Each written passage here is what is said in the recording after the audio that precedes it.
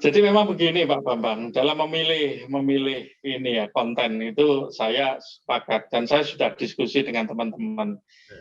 Jadi kalau saya membuat podcast, Ya. kalau podcast itu Ndeso, sudah podcast Ndeso, di mana saya slogan di podcast saya itu kan no bully, no sara, no hujat, no benci. Jadi memang podcast saya ini podcast yang baik-baik lah. Jadi dengan pemerintah juga hanya sifatnya masukan, bukan menghujat pemerintah. Jadi tidak ada, itu kita bersihkan semua. Jadi itu sehingga saya begini, kalau memang seperti itu kan pasarnya kecil sekali. Ya. Karena biasanya orang itu ya viewer itu gampangnya kalau sifatnya yang Sensasi. menghujat, yang itu kan biasanya seneng ya Pak Bambang. Sehingga biasanya cepat untuk menaikkan rating itu ke sana. Tapi kami sepakat misi kami atau slogan kami yaitu kita no bully, no sara. Jadi memang benar-benar kita himbau kepada masyarakat, marilah kita gunakan media sosial ini sepositif mungkin.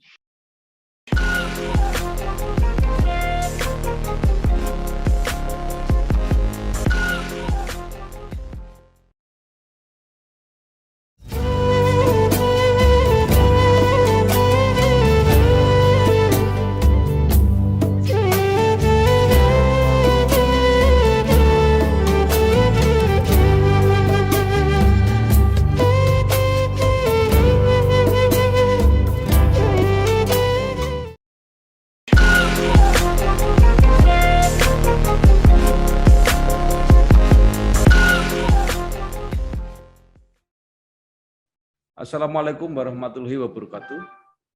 Bersama saya Bambang Sadono di kanal Inspirasi Jawa Tengah. Mudah-mudahan kanal ini selalu bisa memberi inspirasi, motivasi, dan edukasi.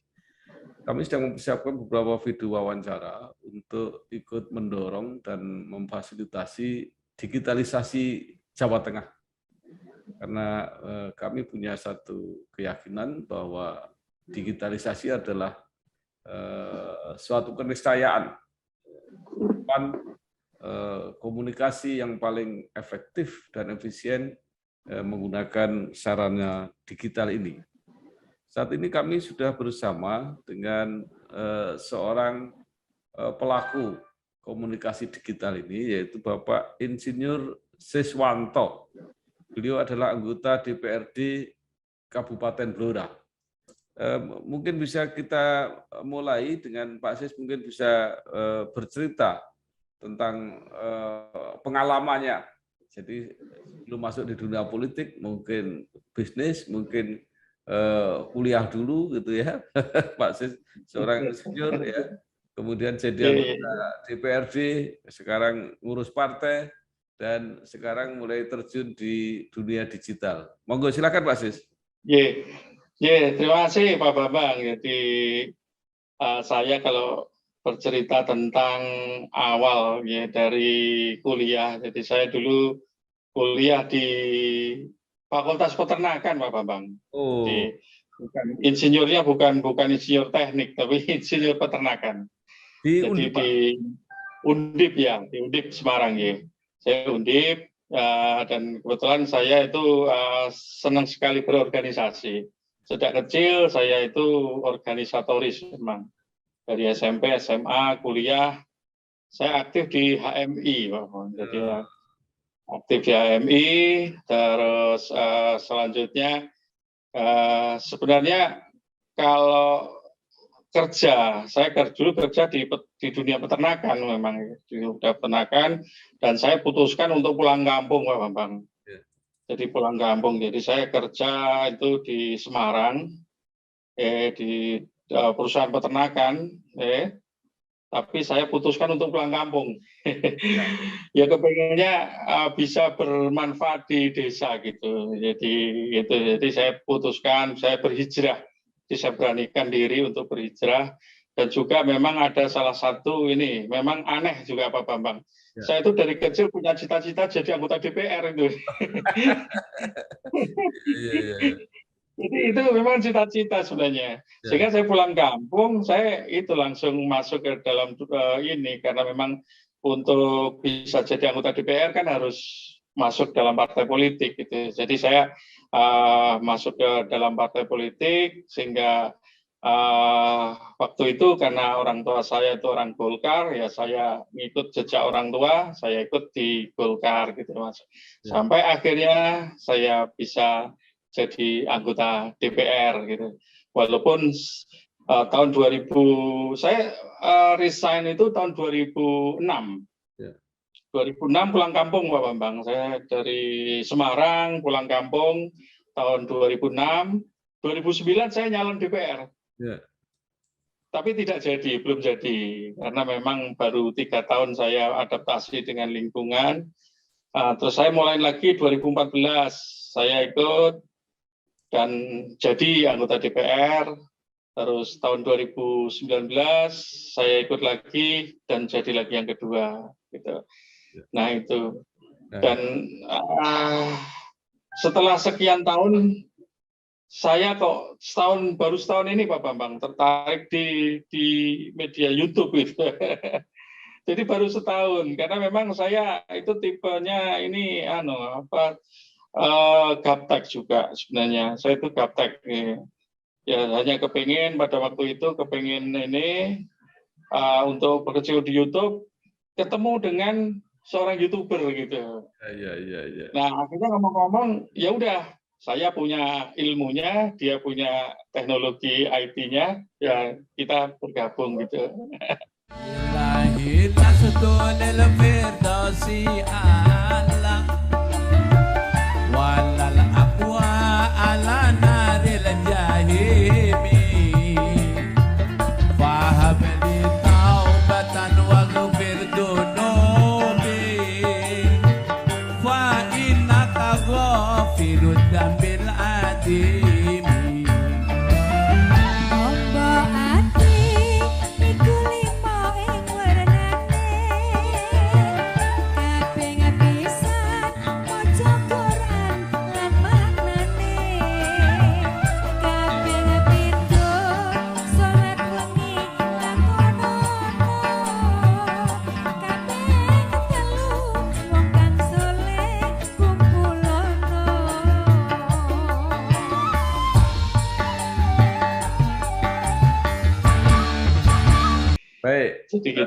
ya Pak Sis.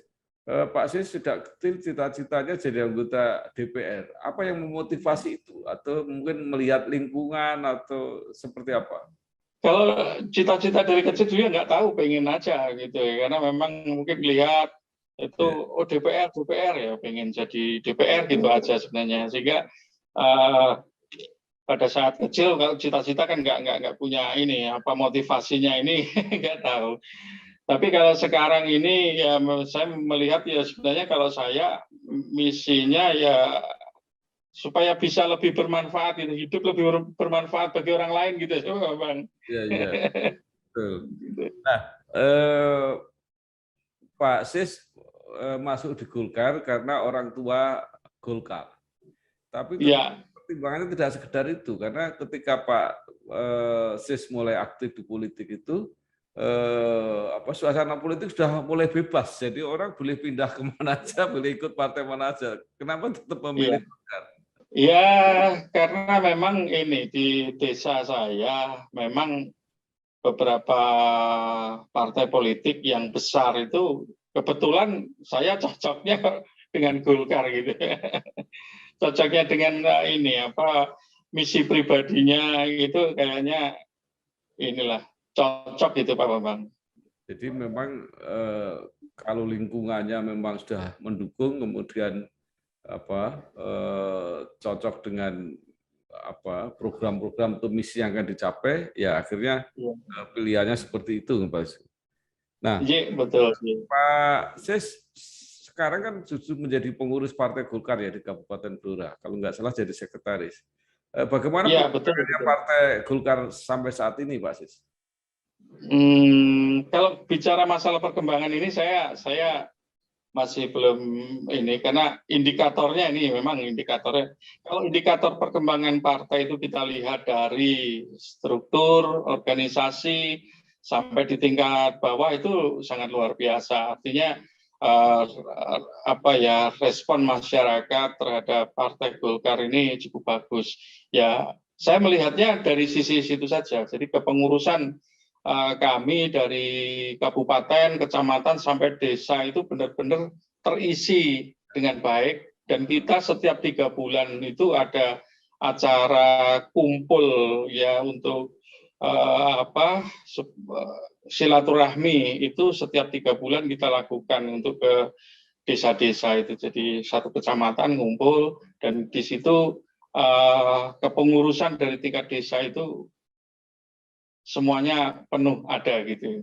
Ya. Jadi itu Pak Bambang.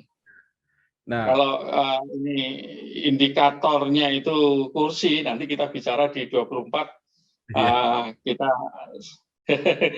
sampai seberapa kemampuan kita, ya. Karena kalau kita lihat dari kepengurusan kita ini memang beda dengan yang sebelumnya gitu Pak. Jadi memang benar-benar karena ini kebetulan Mas Ketua kita ini muda, energik gitu, yang setiap 3 bulan itu gantian dengan saya atau kadang bareng, ya itu bisa bersilaturahmi ke pengurus gitu Pak.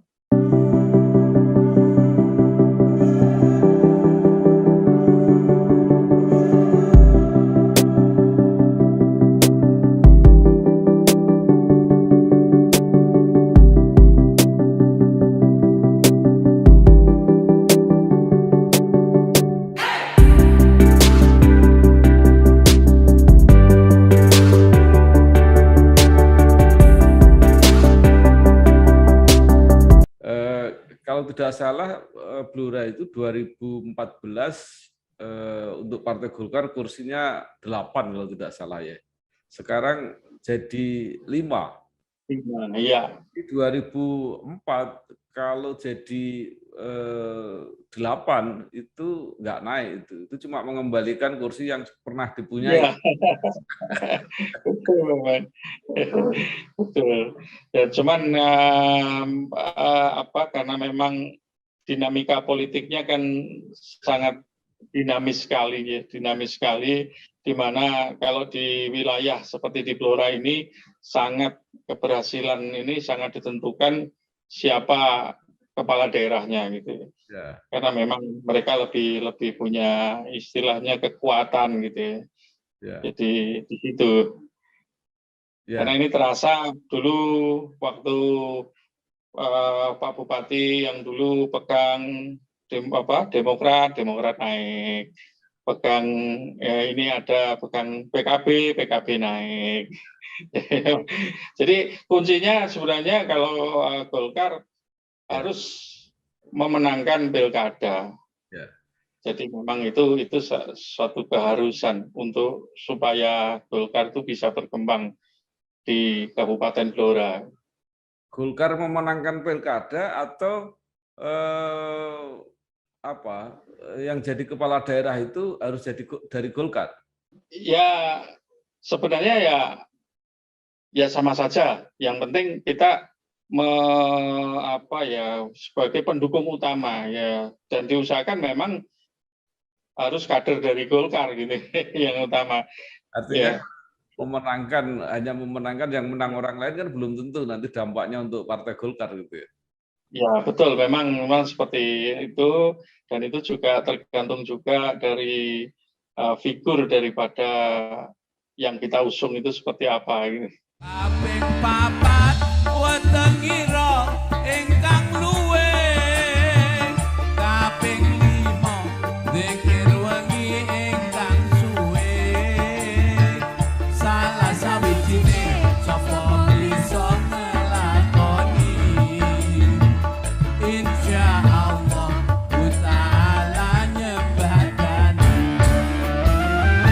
Allahumma sholli wa sallim ala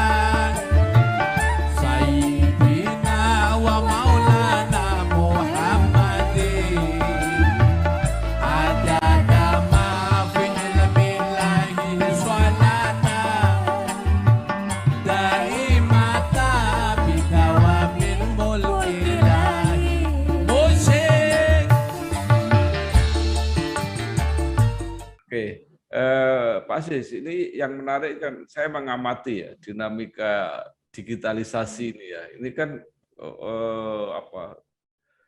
dinamikanya kan semua nanti akan ke arah situ. Maka saya suka mengamati di berbagai tempat itu. Nah, pertanyaan saya Pak Sis, apakah kegiatan itu menurut Pak Sis kan bukan sekedar karena hobi, karena senang, pasti kan ada misinya, kepentingannya.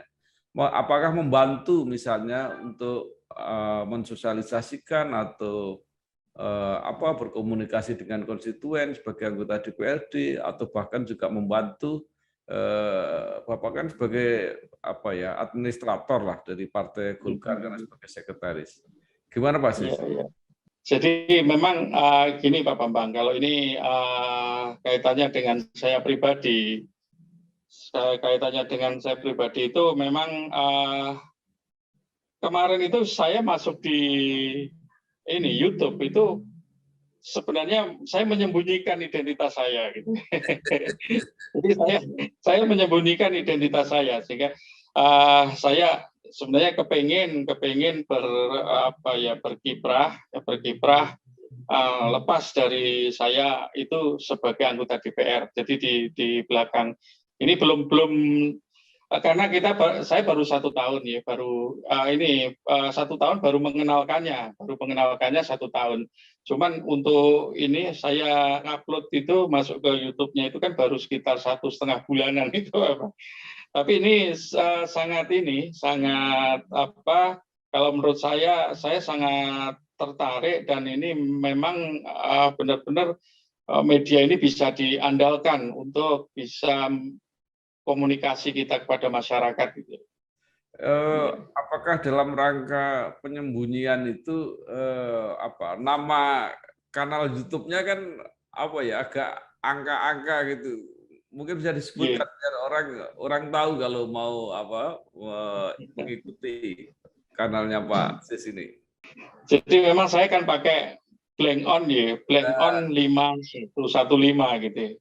Jadi blank on itu ada dua indikasi karena saya ini orang Jawa dan saya kebetulan aktif di kebudayaan Jawa. Saya pengurus kabupaten untuk Permadani, ya persaudaraan masyarakat budaya itu saya di sana sehingga saya pakai identitas Blangkon gitu ya. Blangkon, jadi Blangkon itu sebenarnya Blangkon gitu ya. Nah, cuman saya bisa plesetkan ke blank on. Blank on artinya dari blank jadi on gitu. Artinya orang jadi tidak tahu jadi tahu gitu. Kayak gitu. Nah, kalau 5115 itu nama saya. Angka itu menyebutkan SIS gitu. 115. Ya. Kenapa satunya 2 kali? Kalau SIS kan satunya 1 kali. Ya kalau itu sebenarnya ini berawal dari ini Pak Bambang. Berawal dari saya punya sepeda motor dulu. Punya sepeda motor itu nomornya 4 sepeda motor nomornya 5115 semua. Jadi itu memang saya pesen nomor. Kalau 3 angka kan susah kalau sudah motor Pak Bang. Itu pakai 4 angka, jadi saya pakainya 5115 gitu. Itu Pak Sis studionya di mana? Di Blora atau di Sambong? Di rumah Sambong. Ya.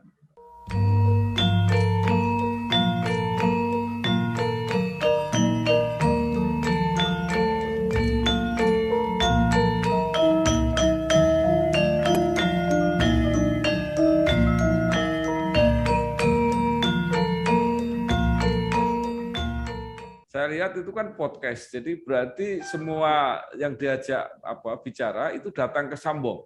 Iya betul, betul. Ya. Saya undang datang. Ya. Ya. Nah itu, cuman kan kesulitannya gini Pak Bambang. Jadi memang karena ini podcast, saya mesti harus memanggil. Nah kan banyak yang saya ini hadirkan itu kan, jadi ini saya banyak mengundang itu kepala dinas atau ini yang eksekutif yang yang membidangi sesuatu yang akan kita bahas gitu. Cuman saya repotnya kan mengatur waktunya gitu Pak Bambang. Ya, mengatur waktunya saya agak kesulitan, sehingga jadi ini waduh ternyata nggak bisa kita tunda lagi. Nah ini kebetulan kemarin memang ada jeda yang saya belum bisa menyatukan waktu itu, akhirnya saya nge-vlog Pak. Iya. Jadi cuman vlog itu pendukung podcast. Artinya saya nanti akan ditayangkan. Membahas podcast itu akan membahas tentang UMKM di desa. Gitu. Ya. Nah, intinya nanti kita akan bicara dengan Bapak Kepala Dinas Perdagangan tentang UMKM di desa. Nah, sebelumnya saya nge-vlog dulu, saya datangi dulu UMKM itu, saya cari informasi bagaimana kesulitannya, bagaimana permasalahan yang dihadapi, dan nanti baru kita akan bahas gitu. Ya, menarik gitu. Model-modelnya. Kalau saya ini spesialisasi wawancara jarak jauh. Jadi memang praktis gitu Bapak. Sangat produktif, sehari bisa beberapa kali.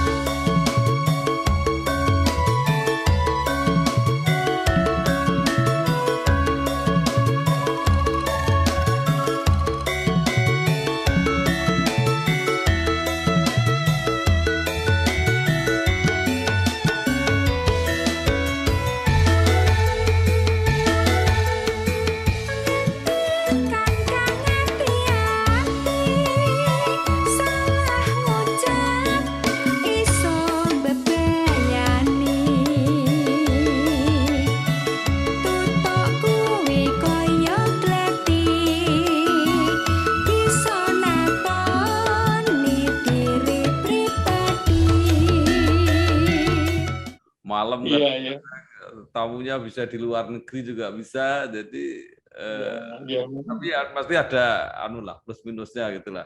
Nah, saya mengamati peralatannya Pak Sis, kelihatannya dipersiapkan betul gitu ya. Gimana penyiapannya itu? Ya sebenarnya tidak juga Pak Bambang, seadanya sebenarnya peralatan itu. Cuman mana yang peralatan yang harus dicukupi, saya cukupi gitu, mixer, mikrofon, kamera pakai kamera 2, 3 dengan HP. Jadi memang ini apa yang dibutuhkan gitu, itu kita penuhin gitu aja. Jadi saya ngikutin ini saran dari YouTuber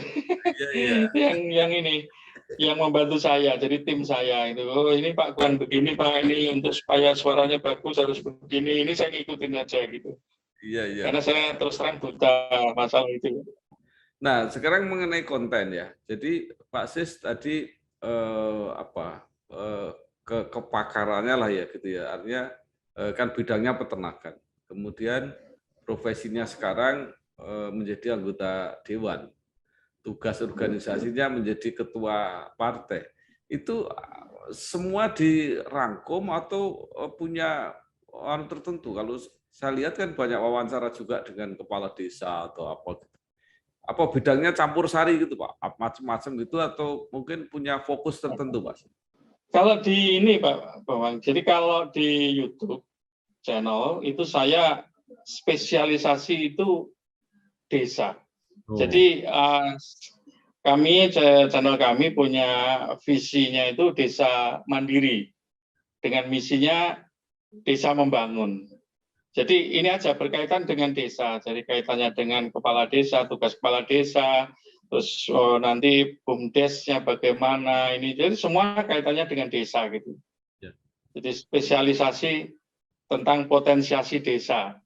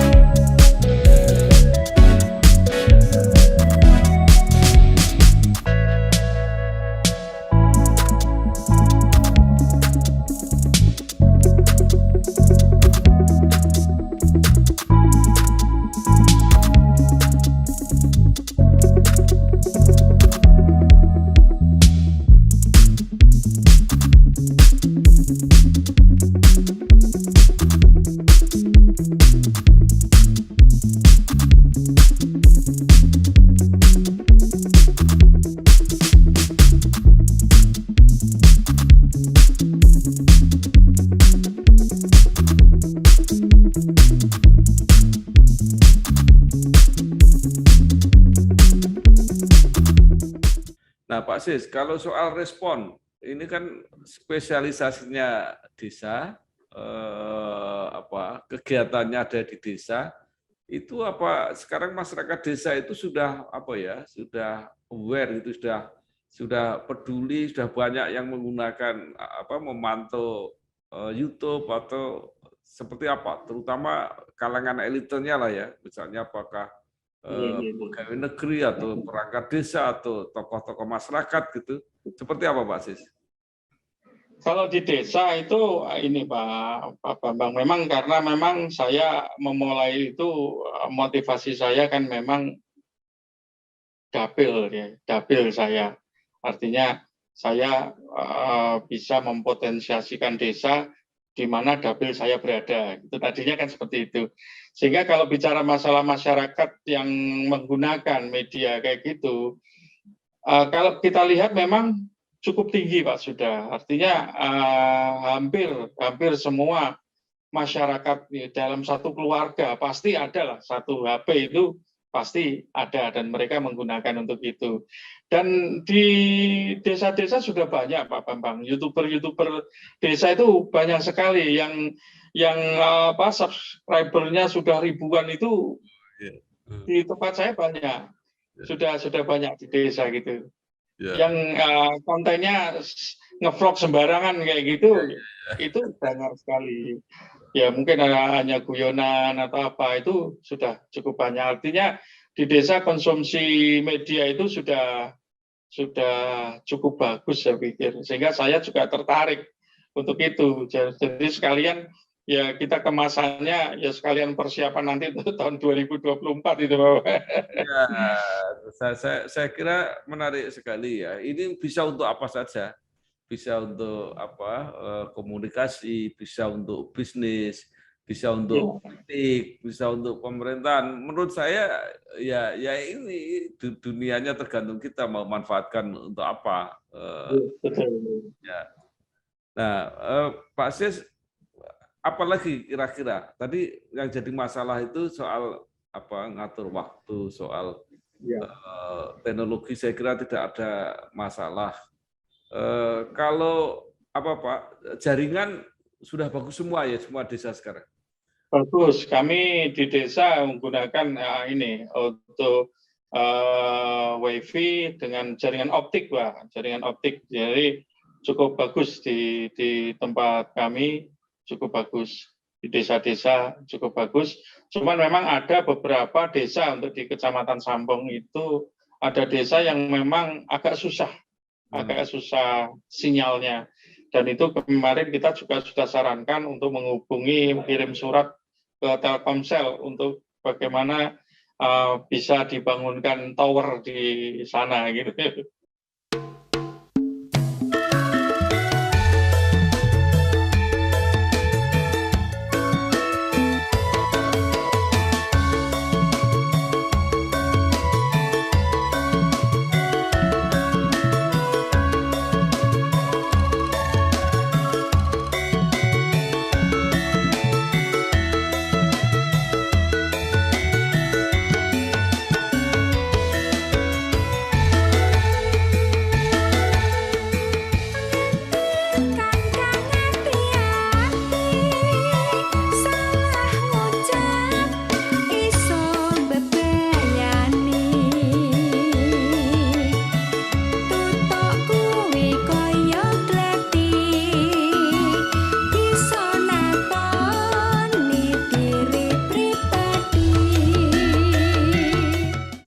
Saya kira itu bagus karena itu misi pemerintah. Jadi pemerintah misinya menyelesaikan, apalagi itu masih di Blora, di daerah-daerah pedalaman Papua sana juga harus diselesaikan. Jadi kalau ada info itu pemerintah, Telkom, Kominfo itu pasti akan senang Mbak Sis.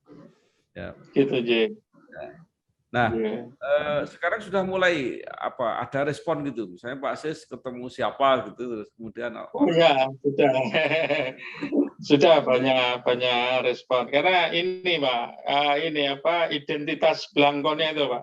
Jadi saya kalau di desa saya sering gunakan belangkon. Kalau misalkan datang kondangan, datang acara apa, kayak kemarin sore itu ada ini apa penutupan Bazar Ramadan, saya tampil dengan pakai blangkon. Mereka udah tahu Pak Blangkon, kayak gitu, kayak gitu. Baik Pak Sis, terakhir mungkin Pak Sis ada saran ya, atau harapan lah pada masyarakat, pada para YouTuber gitu ya, kemudian konstituen, teman-teman gitu, harus apa ini ke depan supaya benar-benar media digital ini membantulah, nggak malah merugikan gitu ya, kan itu juga ada kelemahannya banyak sekali gitu. Termasuk saya kira Pak Sis itu termasuk dalam golongan yang seperti saya, yang ingin memberi edukasi ya, memberi edukasi itu sebenarnya segmennya kecil, jadi nggak begitu banyak, tapi ya sudah memang kita niatnya begitu. Masih seperti apa? Monggo silakan. Jadi memang begini Pak Bambang, dalam memilih ini ya konten itu saya sepakat dan saya sudah diskusi dengan teman-teman. Jadi kalau saya membuat podcast, kalau podcast itu ndeso, sudah podcast ndeso, di mana saya slogan di podcast saya itu kan no bully, no sara, no hujat, no benci. Jadi memang podcast saya ini podcast yang baik-baik lah. Jadi dengan pemerintah juga hanya sifatnya masukan, bukan menghujat pemerintah. Jadi tidak ada, itu kita bersihkan semua. Jadi itu sehingga saya begini, kalau memang seperti itu kan pasarnya kecil sekali. Karena biasanya orang itu ya viewer itu gampangnya kalau sifatnya yang menghujat, yang itu kan biasanya seneng ya Bapak ya. Sehingga biasanya cepat untuk menaikkan rating itu ke sana. Tapi kami sepakat misi kami atau slogan kami yaitu kita no bully, no sara. Jadi memang benar-benar kita himbau kepada masyarakat, marilah kita gunakan media sosial ini sepositif mungkin. Karena ini apabila dimanfaatkan secara positif, maka media sosial ini benar-benar bermanfaat bagi kita semua. Bermanfaat bagi pribadi, bagi masyarakat, dan bagi lingkungan hidup, gitu Pak Bambang. Jadi saya kira itu. Baik, terima kasih sekali Bapak Insinyur Siswanto, Insinyur Peternakan, yang saat ini menjadi anggota Dewan Perwakilan Rakyat Daerah Kabupaten Blora. Ya, mudah-mudahan kanalnya Blank On 5115 benar-benar bisa memberi semangat, memberi motivasi. Amin. Sekali lagi terima kasih Pak, saya sukses. Ya, kembali Pak Bambang. Waalaikumsalam warahmatullahi wabarakatuh.